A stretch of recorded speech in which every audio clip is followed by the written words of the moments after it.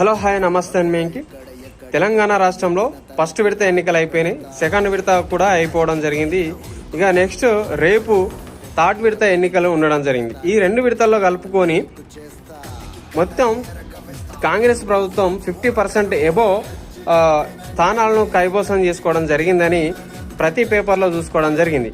మరి 50% అయితే మిగతా 50% ఏంటిది? బీఆర్ఎస్ ప్రభుత్వం. మరి కాంగ్రెస్ ప్రభుత్వం మీద ఇంత వ్యతిరేకత ఎందుకు వచ్చింది?